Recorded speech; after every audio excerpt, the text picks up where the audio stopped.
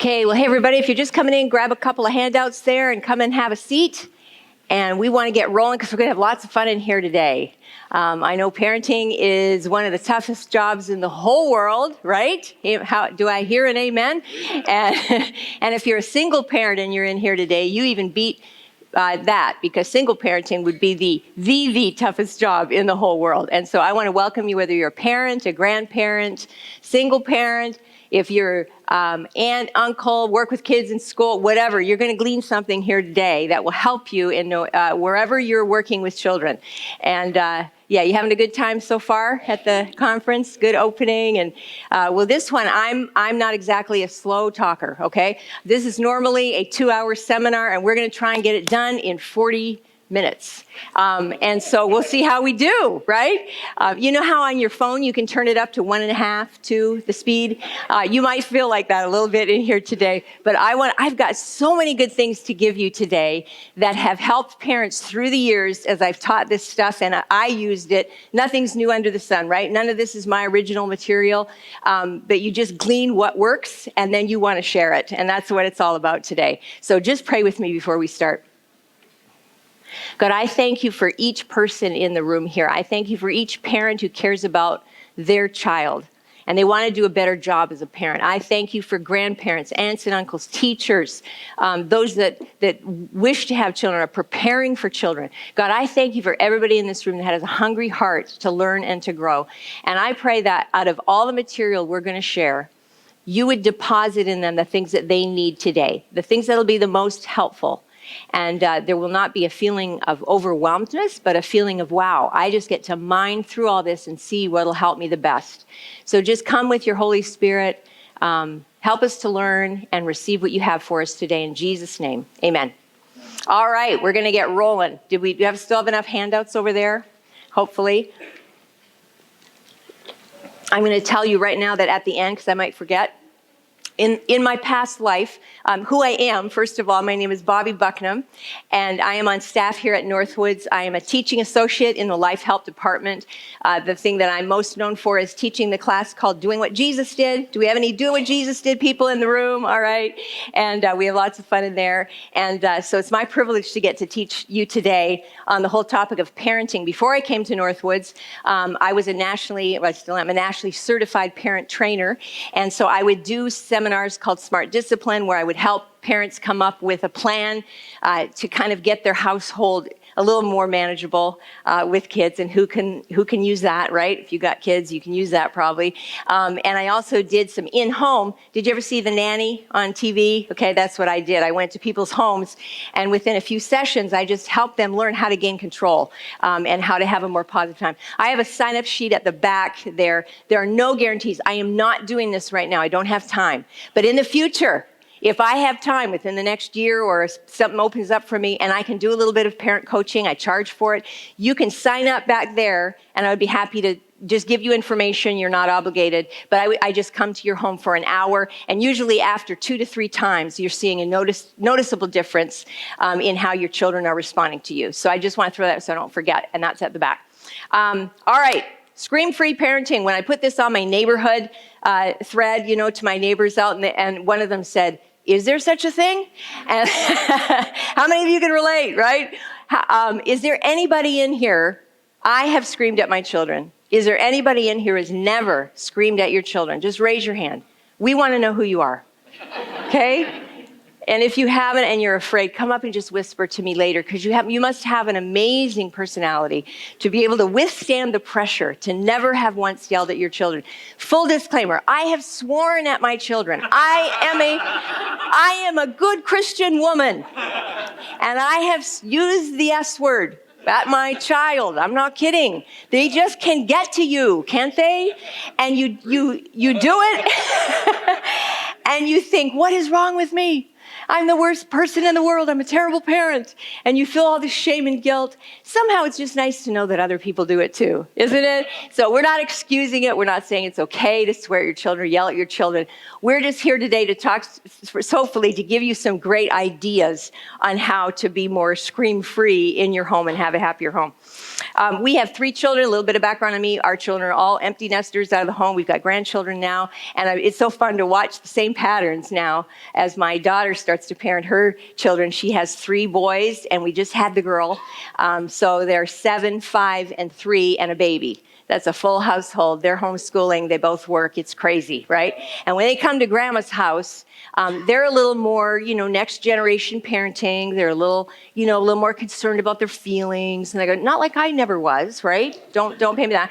But I'm a little more, if you're an Enneagram person, I'm an 8, okay? So I'm going to take charge, make sure things run right.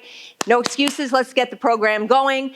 And my daughter and her husband, they're very consistent. They do a great job raising their children, but they're a little more, on that gentle side or whatever.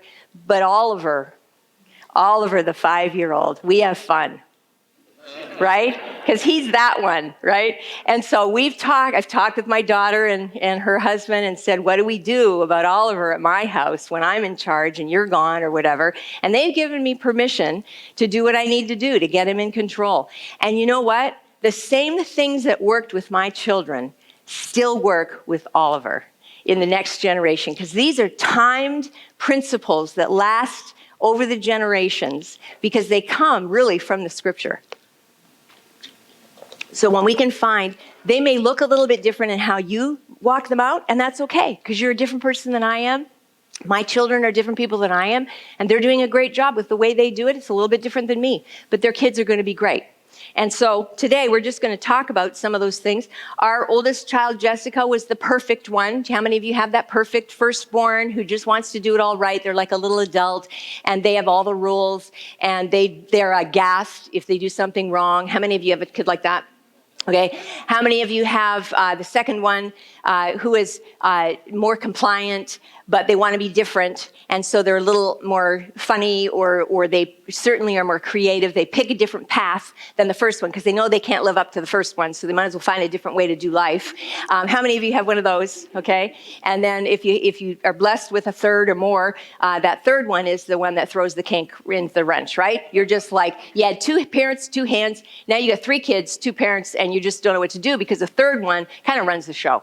They just take over and they know what they can get away with. They watch the system and they figure you all out, and they come out with a little manual inside that says, get mom this way, get dad this way, and they have you figured out, and they know exactly what buttons to push in order to make you crazy. And that's when you scream.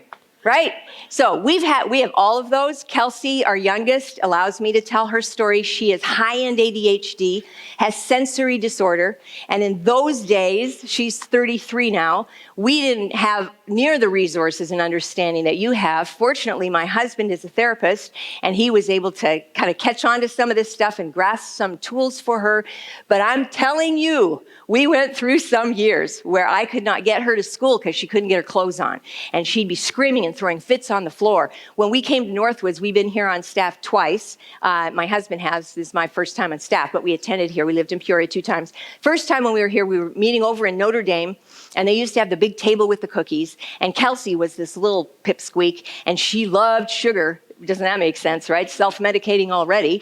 And so she would run up to the table and she'd get her cookies, and then she'd come back and say, Mommy, can I have another one? And I'd say, well, how many have you had? She'd say, well, just one. I mean, she's probably lying. But she anyway, so I'd say, you can have one more. So she'd go eat her cookie and then she'd want another one. And I'd say, oh, honey, you can't have more than 2. That's all. And boom, she's on the floor screaming and yelling. And my husband's on staff, all right? It's a little embarrassing. So people are milling around, they're starting to look, and I look down at her and go, my goodness, whose child is that? And just walk away. You gotta have your strategies, right? So anyway, that's our family, and they have all grown up. I just like to give you hope, all right? This is Kelsey, who, oh, now I lost it. Here we go. So she has worked hard at her ability to function in the world because it's tough. Thankfully, she has a good brain, and she was able to get through school. The homework was a little bit of a challenge, but this was her note to me a few days ago.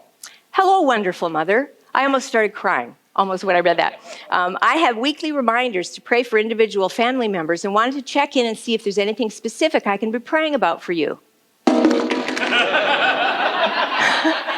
That was my reaction. I mean, she's a lovely person, but for her to be that organized in the first place is a living miracle. And then for her to she's in such a healthy place now that she can be looking outside of herself. She's not just trying to survive anymore, right? All her energy went into surviving. And so to hear that coming from my daughter is not just a blessing for me, but it's because I know what a blessing it is for her. So there's hope. Hang in. She's only 33. It'll be all right, okay? You can wait 33. All right. I want to find out who we've got here very quickly. How many of you have children ages 5 and under? Put your hands up. All right, I know why you're here. Bless you. All right, so you're the ones that want 5 minutes alone in the bathroom, right? And you want one, just three. You take 3, 2, 1. Okay. You walk with a permanent limp because there's always a child attached to one leg, right? You can never have a phone call uninterrupted. And you dream of someone coming up to you and just saying, your children are so darling. Could I just take them for the weekend? Okay, that never happened to me. Never, not once. All right. How many of you have children ages 6 through 11? You may be raising your hand more than once, right? 6 through 11. Okay. These are the lawyers of America. They know exactly all the rules according to them and what they think they heard you say, and they will argue with you until you understand what is correct, right? And so you also are the meanest parents in the world, because you have to tell them that is not what I said, and have you got your homework done? Did you take the dog out? Did you hang your jacket up? They're at that age where they're supposed to be learning some skills of management, and they're just probably not that interested. And so their favorite line usually is, well, that's not fair, right? You heard that before, so my thoughts are with you. Okay, how about you? Do any of you in this room have 12 to 18-year-olds? All right. We're just going to have a moment of silence for these parents, okay? If one is sitting beside you, be very gentle. Don't touch them. Don't, just be really nice to them, because they are in the throes of raising children. This is the last stage, and you've heard Mark Twain's advice, haven't you? To parents of children, he said, when a child turns 13, he should be put in a barrel and fed through a knothole. When the child turns 16, just close up the knothole. So, all right. So that's the stage you're in. And it's not my job to calm the waters for you, but it is my job to help you build a stronger boat today. And that's what we're going to do. All right. So I have some notes on why it's smart to be a biblical parent, but I think Gary did a good job on that. So I'm going to leave that with you, and we're going to jump right into some smart ideas for parenting. On your handout, this is where we're going to begin. So Jesus help us. Jesus help us. The 2 keys to parenting are love and control. Love and control. Too much love, and by love, I don't mean I love you so much. I mean erring on that side of permissiveness, right? Like, what do you want to do? And oh, honey, there's good with love, but too much love permissiveness is not healthy for a child.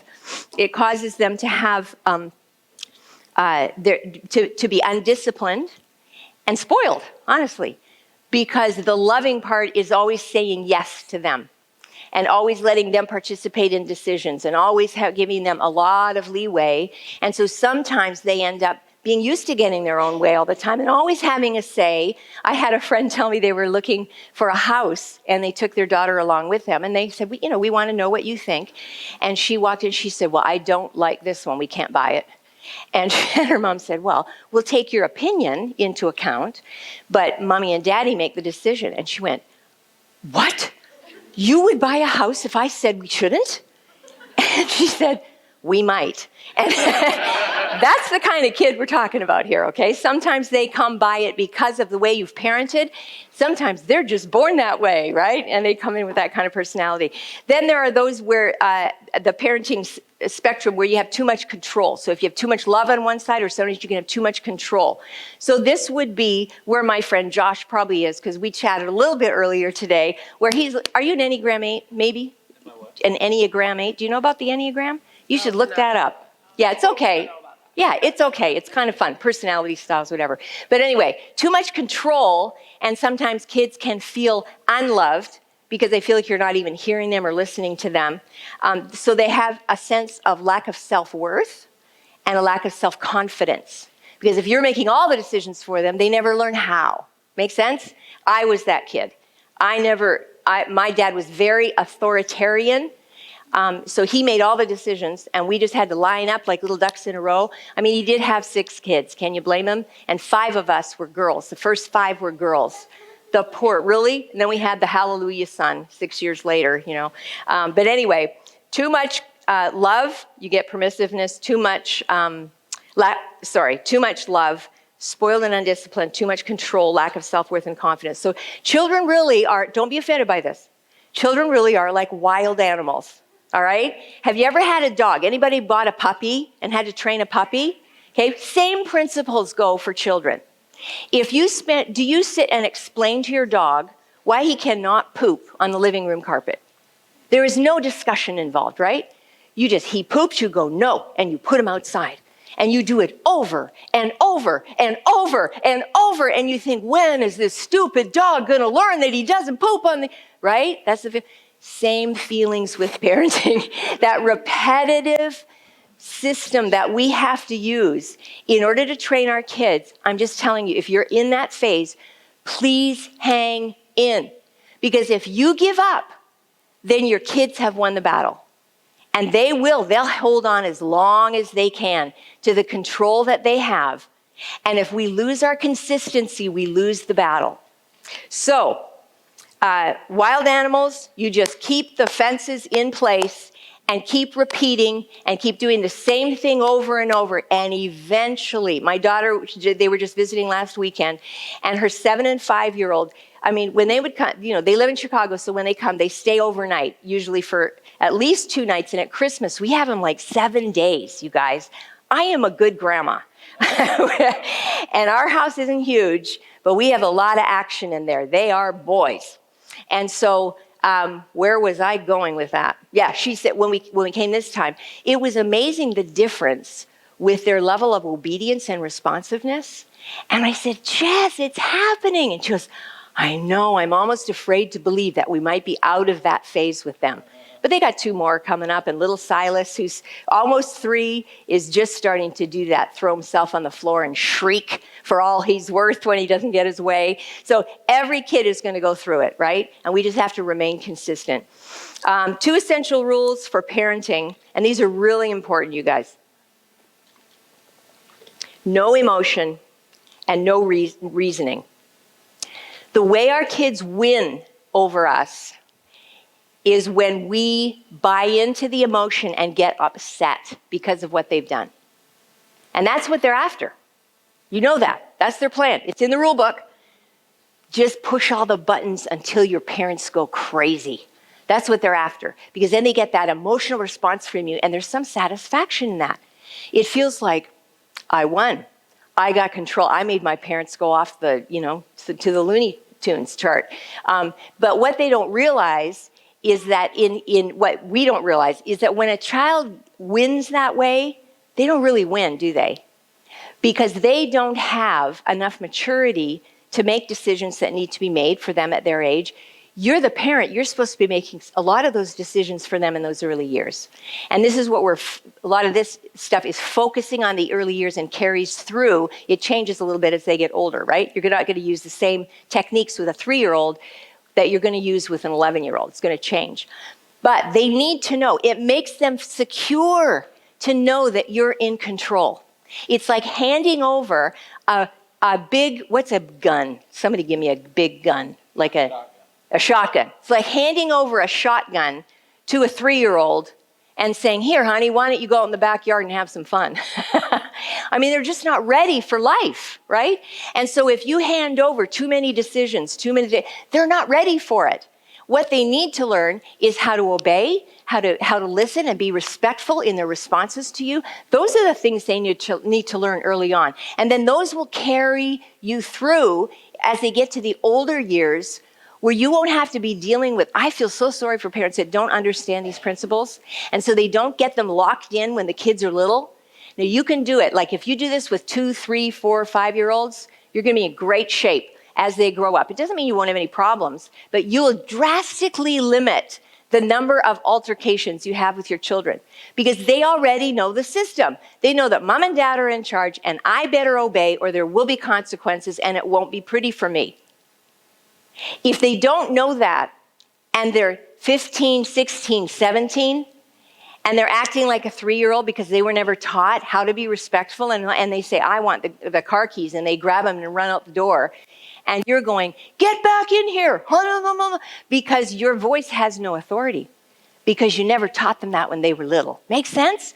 So this should be giving you great hope that so many of you have little ones. And if you aren't on the program yet with establishing that authority, now is the time to do it.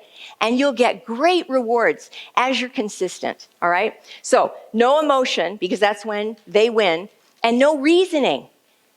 There's so many parents that feel like we need to explain everything to our children. Okay? It's time to get your coat on, honey. Well, why? Well, because we're going to go to the store and get groceries. Well, why? Well, because we need food. Oh, for heaven's sakes. Right? You just get so, and they do go through a why stage, and there's some, healthiness to that. But when they're saying it, and they're saying it just because they don't want to obey, they're stalling, they're pushing. It's a push technique, right? Take it to be in control. If you learn how to not reason with your child, but some of the stuff I'm going to teach you today, just repeat the command and expect first-time obedience, or there's a consequence. Your life will get so much easier. It might get a lot harder. This is what might happen. If you're here, you can't see this very well, I know, but just pretend you can see it. Okay, there's 1 in 10 pain level, and you're at like a 7 with your kids. Like it's really, you're in a hard place. Nothing's going well at home. And if you start using these principles, the pain level is going to go up. Why? They're going to fight it. They're going to fight it. They go, oh, mom and dad went to that parenting seminar. What are they going to bring home now? I'm going to make sure they don't win. So they're going to push. They're going to stop you on every turn, right? And so the pain level will go up. But if you're consistent, they'll start to understand, oh, it's not going to work. No matter how hard I try, they are sticking to their guns. And as you stick to your guns and the pain level, eventually this will start to drop and it'll go way below where you were over here. Make sense? So I tell you that because you're likely going to get some resistance if you start to put these in place, but it will pay off. All right, so I'm going to do a quick illustration with my friend Josh, just because I know you'll cooperate with me, because you're kind of an extroverted kind of guy, right? Okay, so Josh, I saw you driving to church today, and I don't mean to out you, but you were speeding, all right? You were just speeding, and you were going, this isn't true, right? I never saw him. True confession, he was speeding. Okay. So why don't you just come and stand up here? Maybe pull your chair up, because that's part of the illustration, yeah. So Josh was speeding. I saw him, and I'm just like, wow. Okay, so you're in your car, and I just happen to be a police officer. And so I'm going to come up and have a conversation with Josh about what I've just noticed. Roll down your window. Okay. And what else are you supposed to do? Why'd you stop him? 2 and 4. Oh, 2. So I can see your hands. Doesn't anybody know anything? All right. Hello, sir.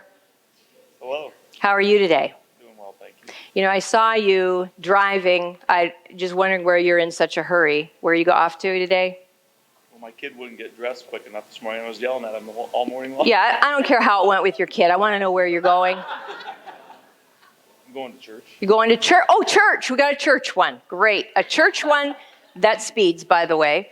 Clocked you going 30 over here on Allen. You know what that means?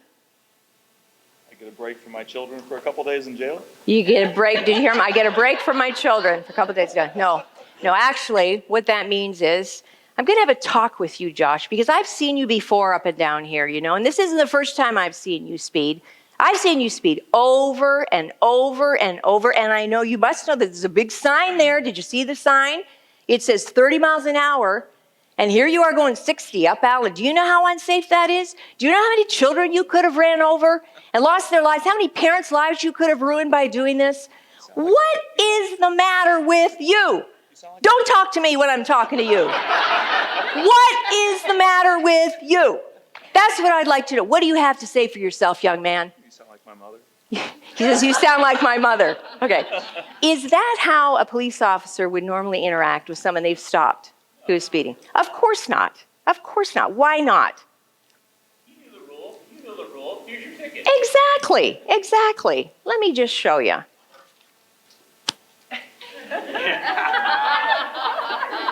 You know what that means? Do you know what this means? Sheriff. I'm the sheriff. So you gonna mess with me? Why not? Because I know the rule. I don't want a ticket. Because he knows the rule and he doesn't want a ticket, right?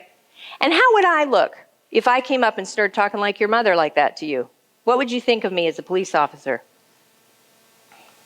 That you don't know the rules, or That I don't know the rules. you're mean. And I'm mean, not very in control. If I feel like I have to use a lot of emotion and a lot of reasoning to get my point across. Can we give Josh a hand? He did a great job. Thank you. You get a free book for letting me yell at you. There you go. But you know what? Every parent in this room, you have a badge.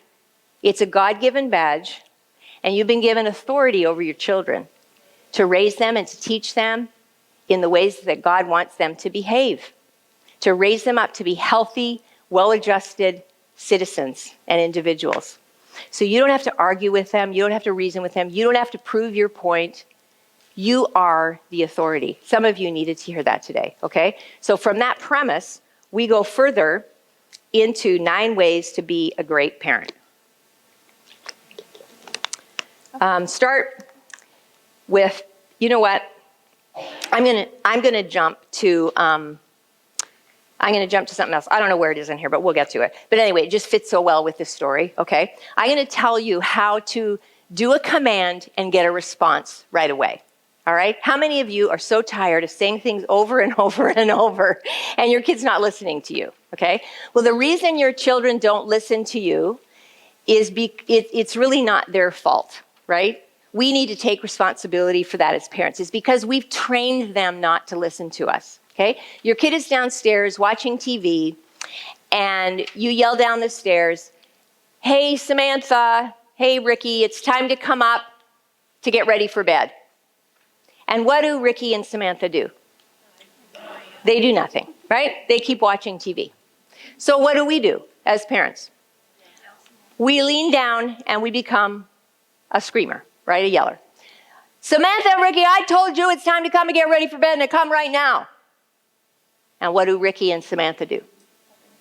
They do nothing because they know it's only on the 3rd time that you really get amped up and that they better do something. This is their history, and they know it well. And so, on the 3rd time, they hear this. Now, what does that tell them?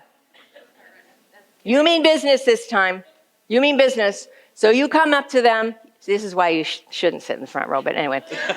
"Samantha, Ricky, how many times did I tell you to come upstairs? Now get off your butt and let's go." Okay. Now, is that a parenting moment where you feel like, I wish everyone could have seen that? I feel so good about myself as a parent. And if only people would watch me, they would know how to parent their kids, right? I have felt that so many times where I go, oh, it's a good thing I live, without glass walls, right? So people can't see. But anyway, then the outcome is usually your kids at that point, they'll make some movement. Maybe not. I mean, it depends on the kid, right? And how defiant they are, whatever they are. But that is not an effective way to get your child to respond. And it's not a way that we're proud of when we do it either, right? And so, this is what I suggest. It's so simple. I used it on my kids. I now use it on my grandchildren, and it's amazing the response that you will get. But what you're doing is you're establishing your authority, all right? So you sit down with them and you have a separate conversation when nobody's upset about anything. You didn't just have an altercation. And you say, we're going to have a little family meeting, and we want to let you know that something's going to change around here. We're going to start using a method where we're going to expect you to obey on the first time when we give you a command. Now, I'll tell you in a little bit how to give a good command. Remind me about that, Amy, if I don't. And when we tell you it's time to put your shoes on, and you say, okay, you need to do it right then. I'm not going to wait 2 or 3 or 4 more times. You need to do it right then. If you don't do it on the first time, I'm going to say that's 2. That's all I'm going to say. Because I already told you what to do. You don't need to hear it again. I'm just going to say that's 2. And when I do that to you, and use your fingers, that's 2. Then you know if you don't obey, then there's a consequence. You're going to get put in timeout. You're going to get whatever you feel you want to use as a consequence. All right? So they're going to test you on this at first. So what you're doing is training them. You have to train them. So you give the command. They're supposed to put their shoes on. They don't do it. You go, that's 2. They still don't do it. Well, then you better follow through. The reason they don't do anything is because we don't follow through, right? We're tired. We're laying on the couch finally at the end of the day. It's our favorite TV show, whatever it is. You guys, I'm just asking you, please put your children's development ahead of your own tiredness. We're all so tired these days, aren't we? But I'm telling you, the gift that you will give them, if you will invest this way, will not only make your life easier with them in the long run, but they will turn into really healthy, well-adjusted people because they've learned the muscle of self-discipline. So many kids these days are not learning how to use self-discipline. They're given so many times over and over and over, and everybody gets a sucker. Everybody wins. Everybody, all this stuff. It makes me crazy, okay? Everybody doesn't win in the world. Only one person got the job. And you know who they're going to pick? They're going to pick a person who has self-discipline. Only one person didn't cheat there on their wife. You know why?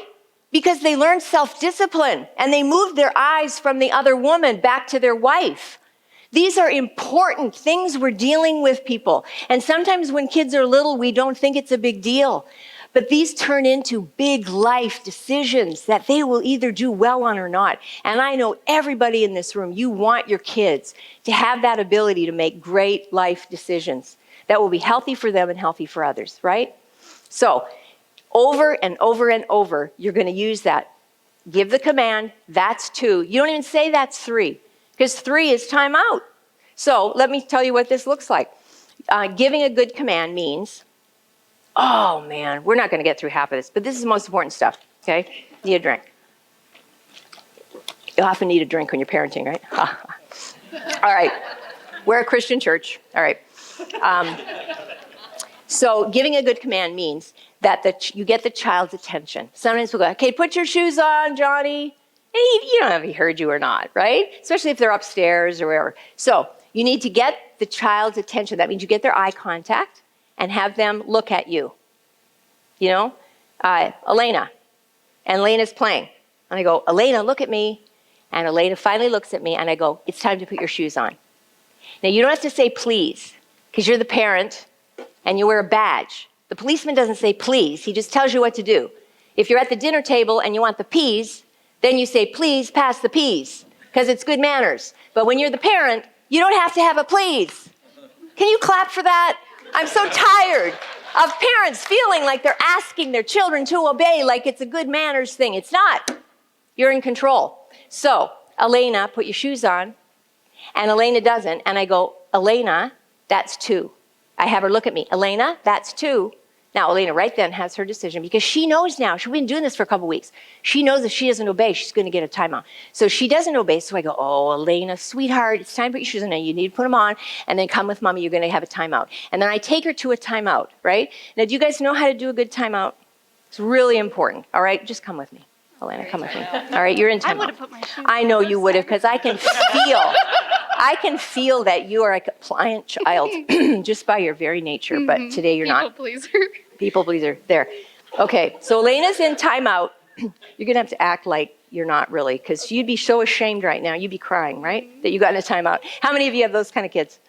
They'd just be mortified that they got in a timeout. How many of you have kids that go, so what? Yeah, right? So she's in timeout. I'm going to tell her she has to keep her feet on the floor. If she's on a chair, she cannot lift the legs of the chair and do stuff like this. Cannot bang on the wall. Timeout starts over if you do that. I will start the clock over. And I have a timer, and it's going, okay? And she knows that. Oh, I'm going to have to start. No emotion, no reasoning. I don't have to explain to her what I'm doing. I'm the parent. I'm in charge. So you do that, I'm adding another minute because you had your feet off the floor. So you're not allowed to touch things. Okay, I'm starting the timer over, okay? Then at the end of the timeout, I have a conversation with Elena, honey, I love you so much. Do you know what happened? Yo, look at her. Okay. You don't need very many timeouts, do you? So I say, Elena, just let's revisit why you're in here. Do you remember Mommy told you to put your shoes on? And I said, that's 2, and you still didn't do it. So then you get a timeout, right? Okay, so are you ready to be obedient? Yes. Yeah, of course she's going to say yes, okay?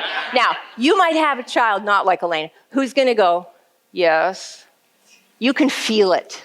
There's a little kid once who said, I may be sitting down on the outside, but I'm standing up on the inside. You know who you got one like that, right? So they're not ready to be obedient. So they're not coming out of this chair till they are compliant. Till they're compliant. Because there's a contest going on and who's going to win, okay? And so I'd say, Elena, I sense in your spirit you're not willing to be obedient yet, so I'm going to give, oh, yes, I am. No, I'm going to give you another 30 seconds, and then you just walk away, And if she starts banging on the wall, okay, you got another 30 seconds. Stop the feet, another 30 seconds for doing that. I'll be back.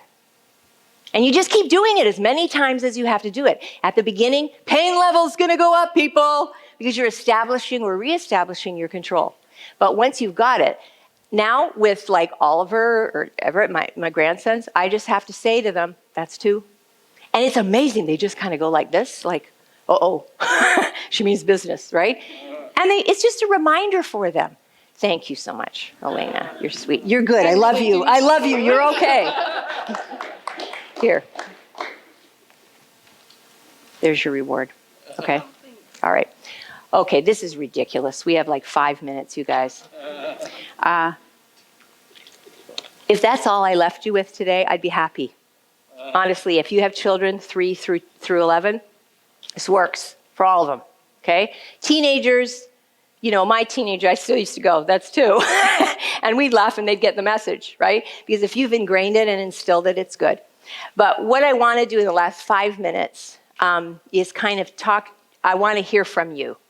If you have something that you're wrestling with or a question that you have, let's talk about that. All right? Yes. So I'm an Enneagram 2. Okay. My husband's an 8. Okay. We have a 15-month-old daughter. I am going to struggle with the no emotion because I'm a deep feeler. Yes. Thoughts on how to team parent in that aspect, because my husband is like an 8. This doesn't make sense for you to cry right now. Why are you crying? Yes. And you're going to be, oh, sweetheart, what's going on? What's going on? They're both needed. Between me and him, when I cry, he's like, why? I don't. Yeah. So they're both needed, right? Yes. It doesn't mean we want to ignore our children's emotions. Emotions are very important. And we want to be loving and kind with them. But we just don't want to be mad in the middle of our disciplining, right? And so you're maintaining your emotion and getting under control your own anger and your own frustration, and trying not to let that come out when you're trying to get compliance with your children, right? If you need to, you may have to walk away. Say, you know what, Mommy's feeling really angry right now, and so I just need a few minutes, but I want you to stay in your room, and we'll talk about this when I come back in a few minutes. And walk away. Walk away. Don't end up wailing on your kid because you lost it, right? If you've had abuse in your background, any kind of physical abuse, or be really, really careful. in how you're talking to and how I got a whole section on spanking we're not going to get into. I'm a believer in spanking, but I'm not a believer in hitting. And a lot of people think that spanking is hitting, and they're two different things. Spanking is a pre-warned. The child knows it's coming. You say, I'm going to, you know what, Nathan? I'm going to have to give you a spanking for that because you were disobedient. So I want you to turn around. Here we go. Like they know it's coming, and I'm not screaming. I'm not yelling. It's a consequence. If you don't feel comfortable spanking, use different forms of discipline, but just use forms that will work for you. Okay? Yes? I don't have a book. This is it? Okay. Yes. So, like, during, like, timeout, I have 2 boys. Yes. So, it's a 2-part question. So, does the timer not stop until they're sitting there quietly? Because I have a 2-year-old that just sits there and screams and keeps getting up and down and up and down. Yeah, the 2-year-old that screams. Like, I need a hug. Do I give him a hug after the timeout? Yes. Or After the after timeout. I mean, you can go and say, I will give you a hug as soon as we're through the timeout. But they're sitting in the time. They use their emotion as a manipulative control thing. The 2-year-old will sit in the timeout. Amy, have you done this with me before? We show how you get a 2-year-old to sit in the chair, or a 16-year-old if they don't want to. If you can grab, this is a very important hold to know. If you can grab their opposite arms and go like this, okay, try and get away from me. It's really effective, and she's not a 2-year-old, right? But okay, it's you just got to get, wrap up. Thanks, Chris. You got to get that, maintain that control, and teach them, no, you need to sit. And if you have to hold them there for their whole timeout, mission accomplished. Even if they're screaming, the timer just goes. Yeah, it's not great. You want to work toward them not screaming. The first thing is just getting them to sit in the chair. Say, okay, next time, no screaming. Is it okay for the first time out ever to be 40 minutes long? Yeah, if you have to take 30 to 40 minutes to win your spot as the person with the badge, then go ahead and do it. Right? Now, I don't want you screaming at them. I don't want you yelling at them. I don't want you hitting at it. You just need to win the battle. And then all this other stuff flows out of there. Okay? One more, and then we got to go. The example that you gave us, my kids usually do it when we need to leave. They usually Oh, of course they do. we are home and Yes, yes. So, yeah, you know what? You've done a really good job today. So can you Good job. give the Good job. consequence in such a way that, I don't know, you That's go a really and good question. you and then come home and talk to them about it? Yes, yes. Okay, we got to wrap up. So, some people in the front row got a gold coin right now. I don't know. It's real. Okay, just kidding. But I use these as a positive reinforcement method. Unfortunately, today, we only had time to talk about kind of dealing with the negative behavior, but you don't want that to be your focus, right? And so the Hooray jar is a little printout that you got, and I use just little poker chips that you can get at the store. You buy a pack of these and you get an old jar at home and let your kids decorate it, and then read that through. It's very self-explanatory, but that's what you want to be doing with your kids. At the end, you talk to them before you go and say, now I've noticed at the end you guys have a hard time. We're going to leave tonight. When it's time to leave, I want you to leave without any complaining. And you know what? You might get a chip if you do that. Now, they're not allowed to ask for chips, but these are things that you randomly start giving out to them when they're not expecting it. Because usually, when do we pay attention to our kids? When they're misbehaving. So they get the attention that they want from you by misbehaving. We want to reverse that. We're the parents. We're in control. We want it to be a positive relationship. So you start handing out little chips. At first, you hand out a lot, and then you taper it off, and they never know when they're coming. If they ask for one, they don't get one. If they lose one, you don't give them another one. But they can collect them in their jar, and then you make a chart that shows them what they can get for their chips. And there's examples on that sheet that'll teach you that. This is a very effective way of gaining compliance without having to use timeouts and spankings and that kind of stuff, because you're motivating them with positive reinforcement. Excellent little tool that we use, and I'm not kidding, it works wonders, okay? Spending time with your kids, one-on-one. We got to stop. I've put far too many things on this, and now you go away feeling like, I only got half, you know what I mean? But if you take what you heard today, that is the most important principle of raising children, is wearing your badge with love, calling out the good in your kids, positive reinforcement, but making sure that you're the one who's the boss and teaching them that skill of self-discipline so that they'll be able to make decisions when you're not around that will be healthy and good. And there'll be leaders in our community. There'll be leaders in our church to do the right thing and not just follow the crowd because they learned how to obey you at home. Okay? So I'm going to pray for you. God, give these parents mercy. They need it in this day and age as we raise kids. And I pray that you would give them insight and wisdom as they go forward. In Jesus' name, amen. God bless you guys. Thanks for coming.